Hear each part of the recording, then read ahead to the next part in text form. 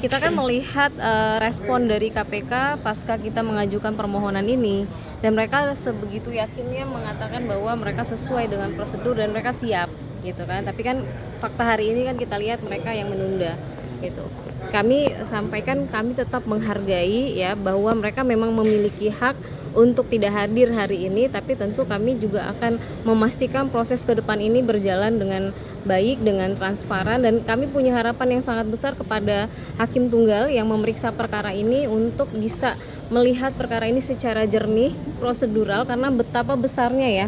Di dalam KUHP yang baru ini sudah masuk ke dalam upaya paksa penetapan tersangka. Jadi betapa besar efeknya penetapan tersangka ini jika penegak hukum tidak memegang teguh prosedur yang diatur oleh undang-undang, ini akan menjadi persoalan. Dan kami juga melihat pasca KUHP dan KUHP yang baru kemarin juga ada putusan ya terkait dengan materi yang sama seperti yang kami sampaikan, bahwa kami ditetapkan sebagai tersangka tanpa adanya penghitungan kerugian negara. Kita bisa lihat bagaimana angka-angka itu muncul tidak pernah jelas gitu ya, dari 1 triliun, 100 miliar bahkan katanya belum sampai dan lain sebagainya.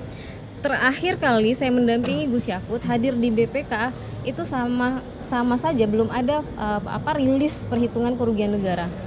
Sampai proses akhir pemeriksaan Gus Yakut waktu di BPK, satu kesimpulan saya bisa sampaikan bahwa tidak pernah ada aliran apapun dana terhadap kepada beliau, baik itu pada saat pemeriksaan di KPK maupun pada saat di BPK. Mereka betul-betul hanya memandang dan menilai bahwa kewenangan terkait dengan keputusan Menteri Agama 130 itu salah.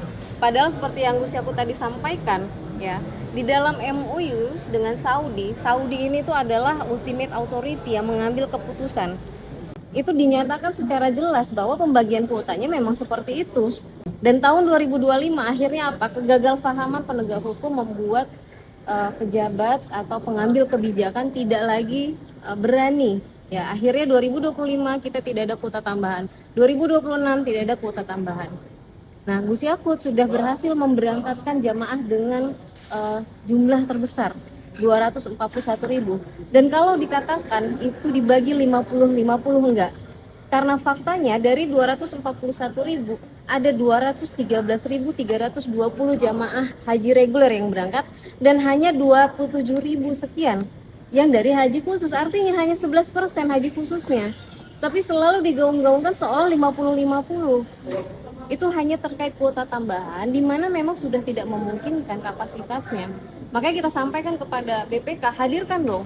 Karena ini berkenaan dengan MOU, hadirkan Saudi, hadirkan juga menteri-menteri agama hari ini yang mereka sampaikan secara terbuka bahwa kalaulah dapat kuota tambahan 20.000, mau diletak di mana jamaah itu? Akhirnya bagi mereka apa? Kuota tambahan itu bukanlah berkah tapi bencana. Kami kan minta terbuka juga. Nah, sehingga tentu kalau dalam persidangan pra peradilan ini kan sifatnya prosedur ya, bukan masuk ke pokok materi, kita paham betul. Tetapi banyak sekali kami lihat kemarin di putusan penajam pasir dengan dalil yang sama seperti kami, tidak ada kerugian negara, itu pra peradilannya dibebaskan dan langsung pra peradilannya dikabul dan langsung dibebaskan. Artinya kami berharap tidak ada disparitas, karena di dalam KUHP yang baru nyata-nyata dijelaskan, disematkan lebih jelas ya, lebih detail, lebih rigid, bahwa kerugian negara itu adalah hasil yang sudah harus ada ketika sebelum menetapkan seseorang tersangka.